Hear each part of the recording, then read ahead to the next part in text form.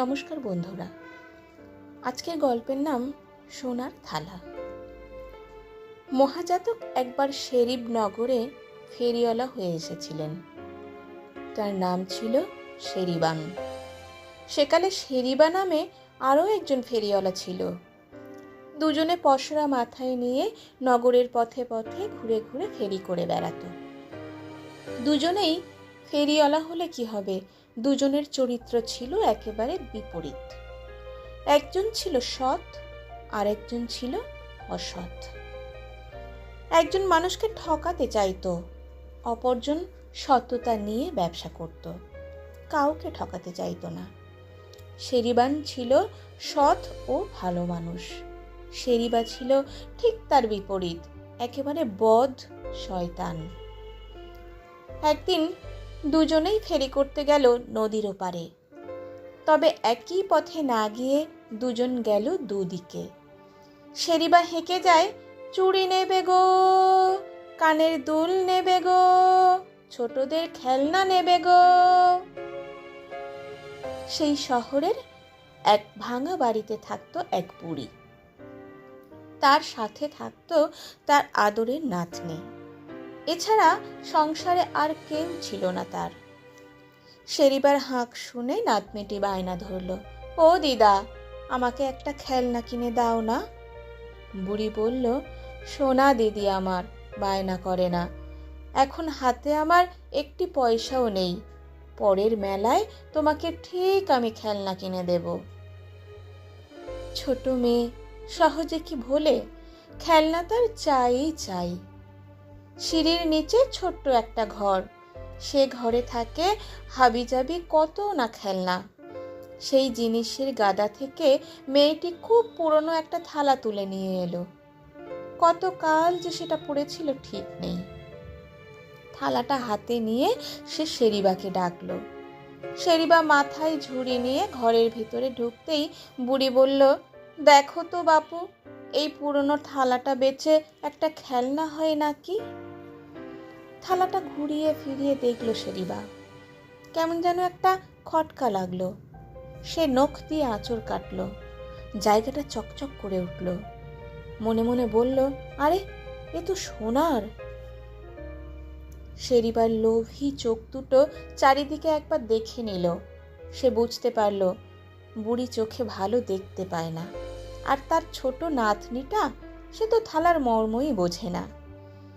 সে ঝোপ বুঝে কোপ মারল, বলল, মা, এই থালার দাম তো কানা কড়িও হবে না, এর বদলে খেলনা বেচলে আমার লোকসান হয়ে যাবে। নাতনির চোখে জল ভরে এলো। শেরিবা লোভ সামলাতে পারল না। সে ঠিক করলো এখনই এটা না নিয়ে চলে যাবে। মেয়েটি যখন আরো বায়না ধরবে, চোখের জল ফেলবে, তখন ঠিক বুড়ির মন গলবে। ফেরার পথে না হয় তখন এটাকে নিয়ে যাব। এই ভেবে থালাটা মেয়েটির হাতে দিয়ে বলল, মিছি মিছি সময়টা আমার অপচয় করালে মা। শেরিবা আবার হাঁকতে হাঁকতে চলে গেল। বুড়ির নাতনি দুপা ছড়িয়ে কাঁদলে বসল। একটু পরেই শেরিবান সেই পথ ধরে যেতে যেতে হাঁকতে লাগলো, চুড়ি নেবে গো, দুল নেবে গো, ছোটদের খেলনা নেবে গো।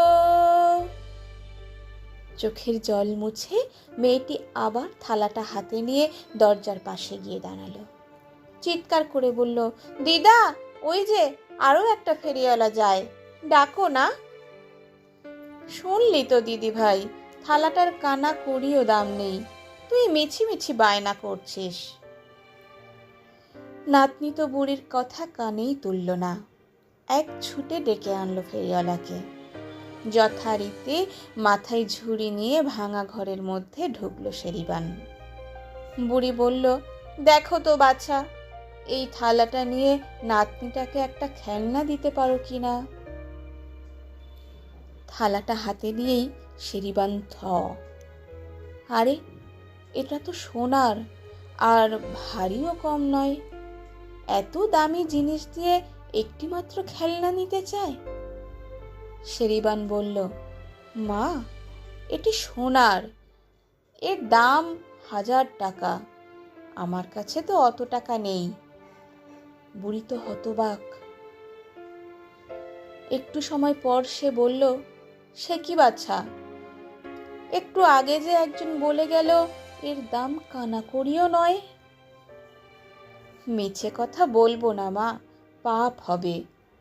একটা মামুলি খেলনা দিয়ে এই দামি সোনার থালাটা তো আমি নিতে পারি না মা। আমার কাছে নগদ 5 টাকা আছে, আর আমার ঝুড়িতে যা আছে তার দামও বড়জোর 5। এসব নিয়ে যদি দয়া করে থালাটা দেন তো নিতে পারি। বুড়ি গদগদ হয়ে বলল, বাছা, আমার পুরনো থালাটা তোমার সোনার হাতের ছোঁয়ায় সোনা হয়ে গেছে। তুমি খুব ভালো লোক, ভগবান তোমায় ভালো করবেন। শেরিবান তার থলি থেকে সব টাকা বার করে গুনে বুড়ির হাতে দিল, আর ঝুড়িটাও নামিয়ে রেখে দিল। বাকি কয়েকটা টাকা রাখলো নদী পার হবে বলে। তারপর সোনার থালাটা হাতে নিয়ে শেরিবান নদীর দিকে এগিয়ে গেল। বেশ খানিকটা সময় পার করে শেরিবা আবার ঘুরে এলো সেই পথে। বুড়ির বাড়িতে ঢুকে বলল, দিন মা, ওই পুরনো থালাটাই দিন। ছোট মেয়েটা যখন এত বায়না করছে তবে নিয়েই যাই, না হয় কিছু লোকসানি হবে। সে তো আর একজন নিয়ে গেল একটু আগে। শেরিবার বুকের ভেতরটা যেন ফেটে যেতে লাগলো। মন চাইল নিজেকেই নিজেই কষাঘাত করে।